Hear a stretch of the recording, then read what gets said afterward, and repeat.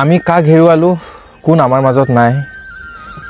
কাৰ গানত আচলতে অসমীয়াই সাহস পাইছিলে কাৰ সৃষ্টি বা কাৰ ব্যক্তিত্বই প্ৰত্যেকজন থলগিৰি ৰাইজক আচলতে হকা দি পেলাই জীয়াবলৈ উৎসাহ জগাইছিলে সেই মানুহজন আজি নাই যদিও কাইতভাৱে নাই তেখেতৰ আদৰ্শ তেখেতৰ সৃষ্টি তেখেতে কোৱা প্ৰত্যেকটো কথা এই কাণখনত বজি আছে অন্তৰখনত আচলতে আজীৱন জীপাল হৈ আছে সেই সত্তা মই জুবিন দাৰ কথা কৈছোঁ দেখিছে বহুত মাত মাতি আছোঁ নিয়াৰ হকে মাত মাতি আছোঁ কিছুমানৰ কাৰণে মই বেয়া কিছুমানে গালি পাৰিছে কিছুমানেতো মানে খুব বেয়া বেয়াকৈ লিখিছে কমেণ্ট হওক মেছেজ হওক আচলতে দাদাৰ ভাষাৰে ক'বলৈ এইবোৰ ইমান খাতিৰ বাতিৰ নকৰোঁ মই জানো প্ৰকৃত অসমীয়া প্ৰকৃত থলগিৰি ৰাইজে দাদাৰ ন্যায় মাত মাতা প্ৰত্যেকজন মানুহক আচলতে তেওঁলোকে সাহস দিব আৰু মই সাহস পাইছোঁ ভাল মানুহখিনিয়ে সদায় সাহস দিছে প্ৰকৃত জুবিন অনুৰাগীয়ে সদায় সাহস দি পেলাই মোক উৎসাহ জগাই পেলাই মোক আজি এই ক'বলৈ আচলতে মোক সেইখিনি শক্তি দিছে আৰু মোৰ এই ভাষা আপোনালোকৰ ভাষা কিন্তু মই যিবোৰ কওঁ মই যেনেকৈ কওঁ বা মই যি চিন্তা কৰোঁ বৰ্তমান যুগত প্ৰত্যেকজন অসমীয়াৰ সেই চিন্তাধাৰা সেই কথাৰেহে কিন্তু মই কথাখিনি কওঁ বাৰু যিয়ে নহওক এষাৰ কথা আছিল দাদাই কৈছিলে যে কথাৰে নহয় বন্ধু কামেৰে আৰু এষাৰ কথা আছিল যে কিতাপ নপঢ়া জাতিক কেতিয়াও গামোচাই বচাব নোৱাৰে সেইবোৰ শ্লোগান সেইবোৰ কোটছ আমি পাহৰি গ'লে নহ'ব মই যদিও আজি এই গাঁওখনৰ মাজত আছোঁ এটা লক্ষ্য লৈ পেলাই কিন্তু গাঁওখনত উভতি আহিছোঁ দেউতাৰ জন্মস্থান মই নাতি এইখন গাঁৱৰ আৰু আজি 50-60জন যুৱক পাহুৱাল ডেকা ল'ৰা 100-150 কণ ল'ৰা ছোৱালী 80টা পৰিয়াল সেই গোটেই গাঁওখনে আমি পণ লৈছোঁ আৰু এটা প্ৰজেক্ট লৈ পেলাই মই উভতি আহিছোঁ নিজৰ আপোন গাঁওখনত আৰু নাম দিছোঁ প্ৰজেক্ট জুবিনলেণ্ড আৰু যিটো প্ৰজেক্টত আমাৰ লক্ষ্য আৰু আমাৰ ধৰ্ম আৰু আমাৰ উদ্দেশ্যটোৱে হৈছে জুবিন দাৰ সেই সৃষ্টিক জীয়াই ৰখাৰ জুবিন দাই বিচৰা সেই অসমখন সজাৰ জুবিন দাই যিদৰে অসমখন গঢ়িবলৈ সপোন ৰচিছিলে নিবনুৱা ল'ৰা ছোৱালীক যেনেকৈ উৎসাহ জগাইছিলে কামৰ সেই উৎসাহ জগাই কাম কৰিবলৈ আচলতে স্পৃহা জগাইছিলে সকলোখিনি যেন আমি ইয়াতে প্ৰতিফলন কৰিম আমি প্ৰয়াসহে কৰিছোঁ কিন্তু আমাক আশীৰ্বাদ লাগিব আপোনালোকৰ আজিৰ অসমে পঢ়িব মই বাৰে বাৰে কৈছোঁ আজিৰ অসমে ডক্টৰ ইঞ্জিনিয়াৰ IAS ACS অভিযন্তা অধিবক্তা হ'ব সমান্তৰালভাৱে সেই সত্তা সেই ঈশ্বৰ পুত্ৰজনৰ সৃষ্টিক জীয়াই ৰখাৰ ধৰ্মৰূপে ৰূপায়ণ কৰি পেলাইহে আগুৱাই যাব কিন্তু আৰু এই জুবিনলেণ্ড প্ৰজেক্টৰ মেইন উদ্দেশ্যটোৱে হৈছে প্ৰধান লক্ষ্যটোৱে হৈছে যিসকল আমাৰ কণ ল'ৰা ছোৱালী আছে এই কণ ল'ৰা ছোৱালীখিনিক আমি বিনামূলীয়াই খুব ধুনীয়াকৈ যাতে এই গীত মাত এই সাহিত্য সংস্কৃতি এই নাটক এই চিনেমা আচলতে গোটেই সাহিত্য আৰু এই সংস্কৃতি পৃথিৱীখনৰ লগত সেই জগতখনৰ লগত পৰিচয় কৰাই দিব যাতে পাৰোঁ নিখুঁতভাৱে চিনাকি কৰাই দিব পাৰোঁ যাতে সেই মানুহজনৰ সেই গানবোৰ সেই সুৰবোৰ তেখেতৰ সেই সৃষ্টিবোৰ আৰু জীয়াই ৰাখিব পাৰোঁ যাতে প্ৰত্যেকজন সৰু ল'ৰা ছোৱালীৰ মনত সেই জুবিন দাৰ সত্তাটো কথা আমি যেনেকৈ কৈছোঁ কিন্তু এতিয়া হাতে কামে লগাৰ সময় যিষাৰ মাত আছিল যিজন মানুহ আছিল আমাৰ বাবে মাত মাতিবলৈ সেই মানুহজন আজি নাই যদিও মানুহজন আজি নাই আমি কিন্তু সেই মানুহজনৰ সেই ভাষাটো আমি কিন্তু আখৰে আখৰে পালন কৰিব লাগিব সেইটো আমাৰ ধৰ্ম আৰু আমাৰ কৰ্তব্য হ'ব লাগে এই জুবিনলেণ্ডত আমি ভাবিছোঁ আশীৰ্বাদ বাৰে বাৰে কৈ আছোঁ আশীৰ্বাদ লাগিব আমাক আমি বিচাৰিছোঁ আপোনালোকে সকা উৎসাহ জগাই আমাৰ লক্ষ্য হৈছে যিমান নিবনুৱা আছোঁ সকলোৱে আমি খেতি মাটি কৰি পেলাই স্বাৱলম্বী হ'ম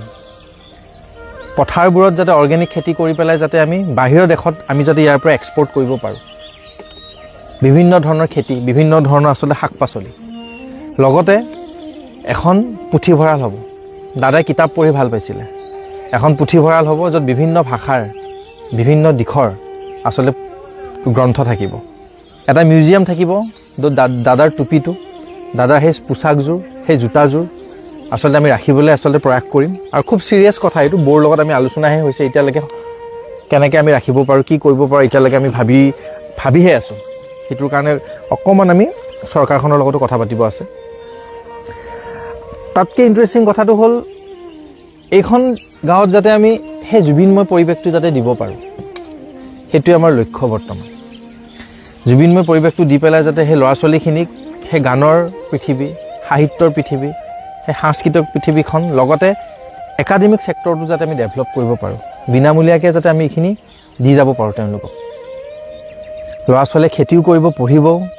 পাহোৱাল ডেকা ল'ৰা খুব আছে ইয়াতে সাংঘাতিকভাৱে তেওঁলোক খুব উৎসাহিত আৰু খুব আগ্ৰহী ল'ৰা কেইজন সেনেকৈ চাগে আমি জুবিন দাক জীয়াই ৰাখিব পাৰিম আমি মাঘৰ বিহু উদযাপন কৰিম আমি বহাগ বিহু উদযাপন কৰিম আমি ঢোল বাদনৰ প্ৰশিক্ষণ দিম খোল বাদনৰ প্ৰশিক্ষণ দিম বঢ়িয়াৰ সাধু যি আমি একালত শুনিছিলোঁ সেই সাধু কথা সেই আইতাজনীক আনি পেলাই সেই আহঁত গছৰ তলত এটা খুব ধুনীয়া পৰিৱেশ দিম সন্ধিয়া যাতে সেই সাধু শুনে ল'ৰা ছোৱালীখিনিয়ে পুখুৰী আছে ঢেৰ পুখুৰী আছে পুখুৰীত যাতে মীন পালন কৰি পেলাই যাতে দুপইচা অৰ্জন কৰিব পাৰে আমাৰ ল'ৰা ছোৱালীয়ে আৰু এই জুবিনলেণ্ডৰ এই প্ৰজেক্টটোত দাদাই ভাল পোৱা সেই ব্যঞ্জনসমূহ দাদাই কি খাই ভাল পাইছিলে সেইখিনি থাকিব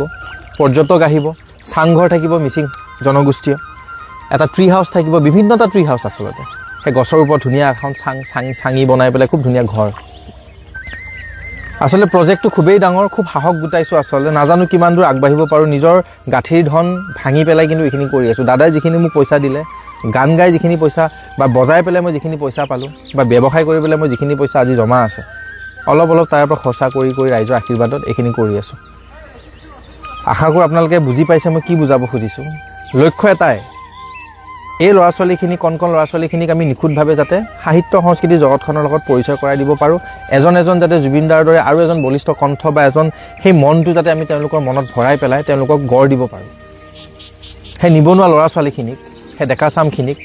সেই পথাৰখনৰ লগত পৰিচয় কৰাই দি পেলাই সেই খেতি মাটি কৰি পেলাই যাতে তেওঁলোকে স্বাৱলম্বী হয় সেইটোৱে লক্ষ্য আৰু দাদাৰ প্ৰতিমূৰ্তি এটা থাকিব সমাধিত যেনেকৈ মানুহ যায় আশা কৰোঁ এইখন জুবিনলেণ্ডৰ প্ৰজেক্টত এইখন জুবিনলেণ্ডতো মানুহখিনি আহে যাতে এগছি চাকি আমি জ্বলাই পেলাই ইয়ালৈকে লৈ আহিম যিগছি চাকি তাতে জ্বলি আছে সেই 19 তাৰিখৰ পিছত সেই ৰাইজে যেনেকৈ তাতে চাকি বন্তি জ্বলাইছিল সেই তাৰে এভাগ চাকি আনি পেলাই ইয়াতেও আমি স্থাপন কৰিম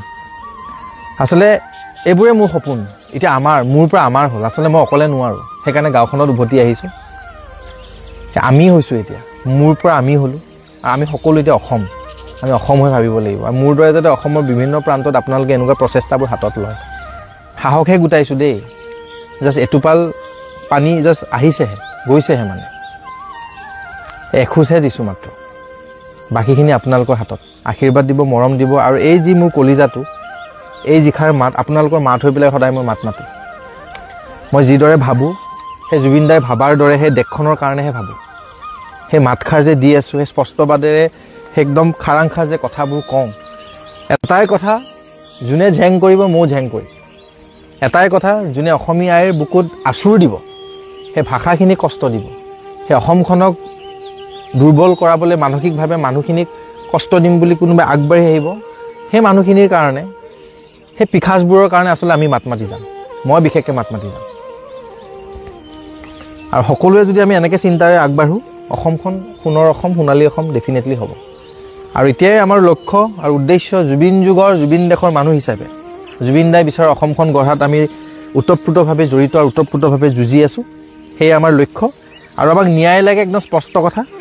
আৰু কোনে ন্যায় দিয়ে কি ন্যায় দিয়ে সেইটো নাজানো বাট এটাই বিশ্বাস ন্যায় জুবিন দাই নিজে ল'ব আৰু এই বিষয়ে বিশেষ মই একো নকওঁ আমাক ন্যায় লাগিবই ন্যায়টো দিবই মই জানো ন্যায়ৰ ওপৰত দুআষাৰ কম বাৰু পিছত বৰ্তমান এই জুবিনলেণ্ডৰ পৰা এই বাৰ্তা আপোনালোকলৈকে প্ৰেৰণ কৰিলোঁ যে ছিংগাপুৰ পুলিচে ছিংগাপুৰত তদন্ত কৰিছে আৰু তাৰ তথ্যবিলাক আমাৰ অসম পুলিচক দিলে আৰু সেই তথ্যৰ ভিত্তিত আমাৰ অসম পুলিচে জুবিন গাৰ্গৰ হত্যাকাৰীবিলাকক মানে ফাঁচি দিব এটোৱে ক'ব খুজিছে তেখেতে মই এতিয়া কথাটো কৈ ল'ব শ্বেয়াৰ কৰিব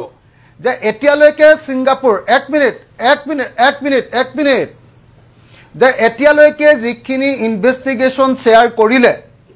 ছিংগাপুৰ পুলিচে তাত প্ৰিলিমিনাৰী প্ৰতিবেদন দিলে আৰু দিওঁতে স্পষ্ট ভাষাত ছিংগাপুৰ পুলিচে প্ৰতিবেদনত কৰিছে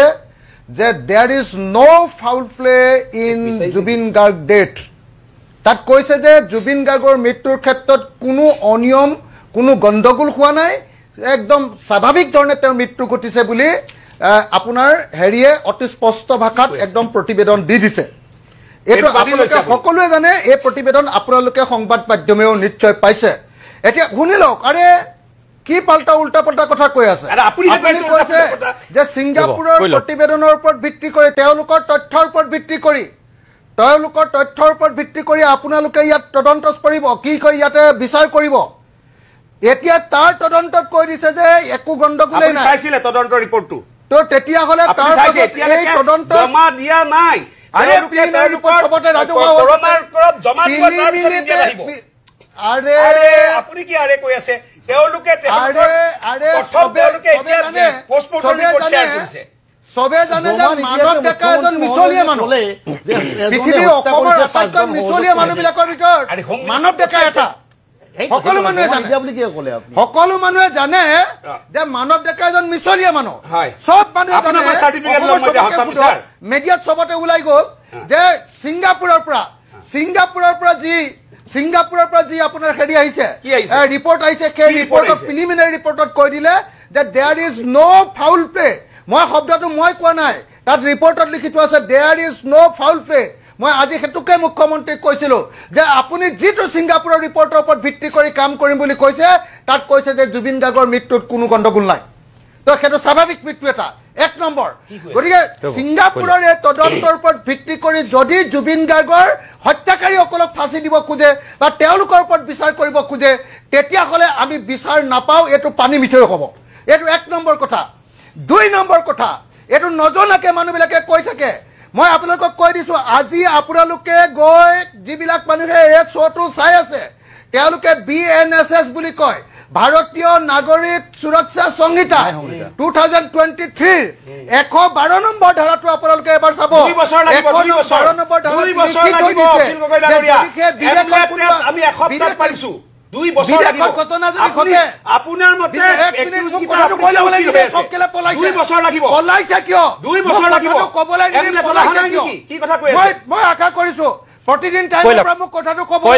কৈলক মানৱ ডেকা প্লিজ কৈ ল'ব লাগিব কথাটো ক'ব লাগিব মানৱ ডেকা প্লিজ আপুনি কওঁতে তেখেতে কোৱা নাছিল গতিকে তেখেতক কথাখিনি কৈ ল'ব লাগিব এতিয়া আপোনালোকে চব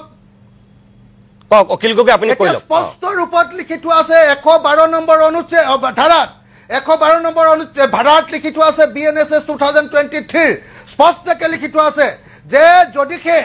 বিদেশত এনেকুৱা ঘটনা ঘটে তেতিয়াহ'লে বিদেশত ঘটনা এইখন হ'ল কিতাপ পঢ়ি ল'ব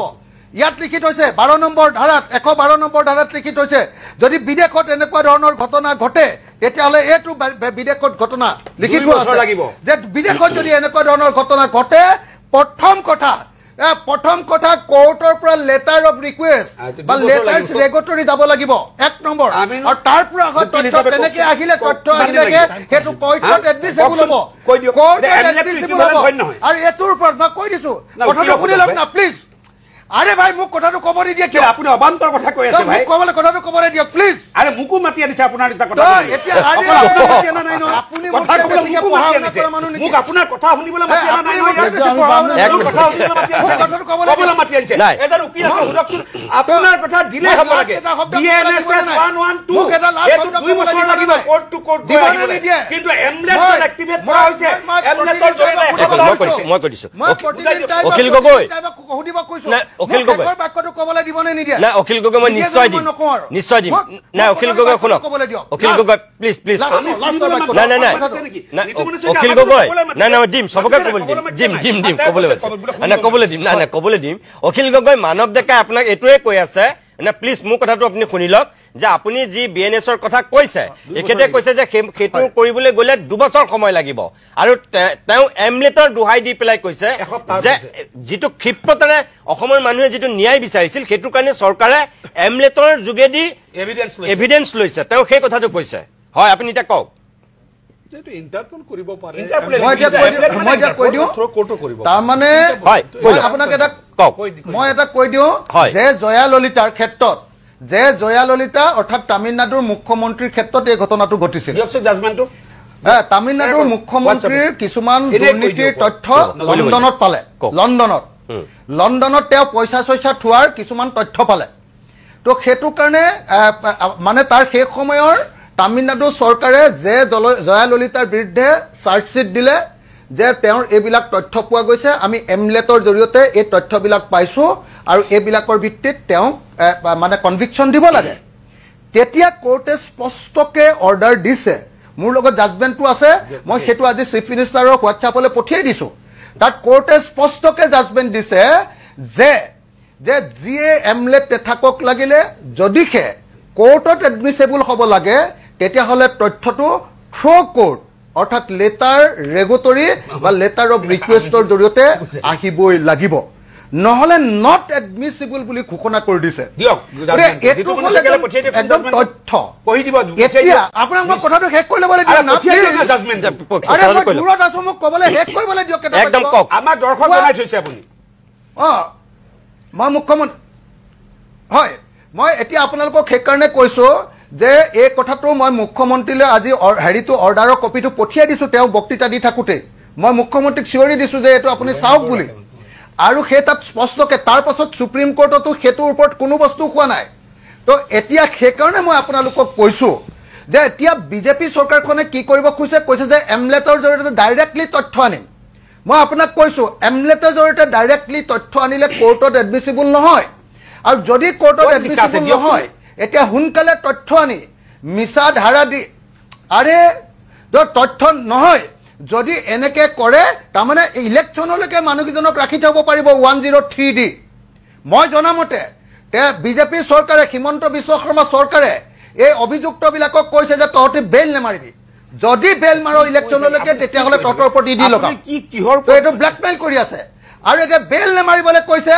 আৰু বেল নেমাৰে সিহঁতি আৰু বেল নেমাৰি ইলেকশ্যনলৈকে ৰখাব ইলেকশ্যনৰ পিছদিনা তেওঁলোকক এৰি দিব সেই কামটো কৰিবৰ কাৰণে এই ব্যৱস্থা কৰিছে এতিয়া মই চুৰিয়া পিন্ধাটো কৈ লওঁ শেষ কৰি দিওঁ মই চুৰিয়া পিন্ধাটো মই আপোনাক শেষ কৰি দিছোঁ যে চুৰিয়া মই কিয় পিন্ধি গৈছিলোঁ আজি চুৰিয়া আৰু পাঞ্জাবী কিয় পিন্ধি গৈছিলোঁ অসমীয়া মানুহৰ এটা পৰম্পৰা আছে যে যেতিয়া ঘৰৰ মানুহৰ মৃত্যু হয় সকাম নোহোৱা পৰ্যন্ত আৰু যেতিয়ালৈকে তেওঁৰ ন্যায় নাপায় বুলি ভাবে তেতিয়ালৈকে আমি সদায় পৰম্পৰাগত ড্ৰেছত আজি জুবিন গাৰ্গৰ যিহেতু প্ৰথমখন বিধানসভা হৈছে প্ৰথমখন বিধানসভাত যিহেতু আপোনাৰ অধিৱেশন হৈছে গতিকে মোৰ কাৰণে আজি চুৰিয়া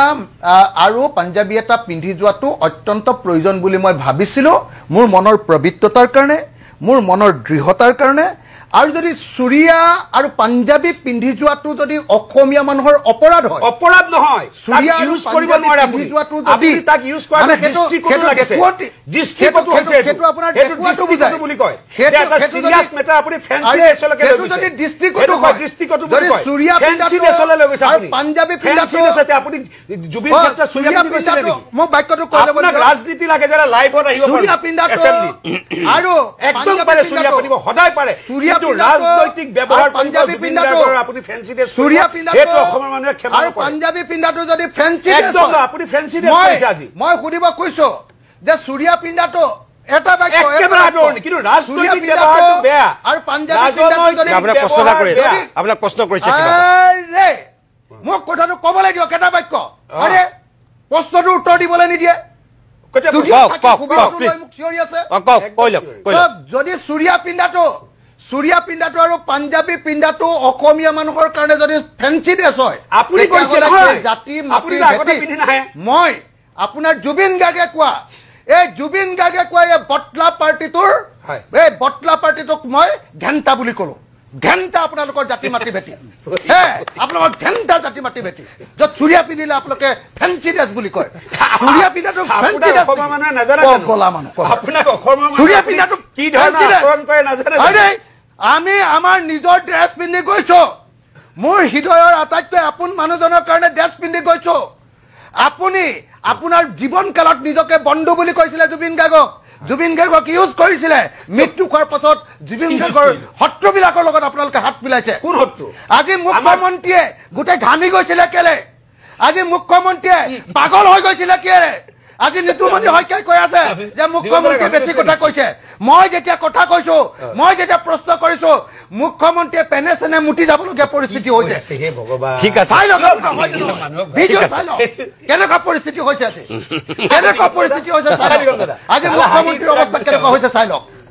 আপোনালোকে চাই লওক এবাৰ হয়নে নহয় এবাৰ চাই লওক